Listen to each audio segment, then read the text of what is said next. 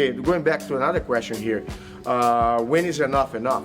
Meaning, when people start, a lot of times they go fast and furious. They want to train every day, twice a day, and this and that. That's the easiest route to a burnout. If you're a beginner, you gotta temper your hunger.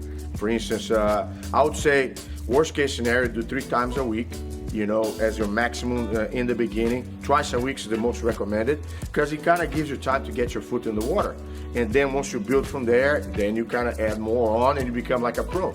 Some of the guys who are pros here, they do 5, 6, 7 times a week. Some guys train 7 days. But even those guys, I tell them, take a day off in between, because more is not necessarily better, doing more and more of it, but giving a break in between gives your body and your mind the rest that you need to go refresh, to reset the button, okay?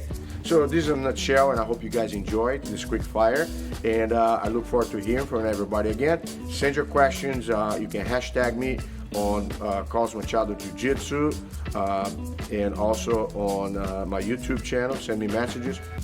We'll take care of it. See you guys next time.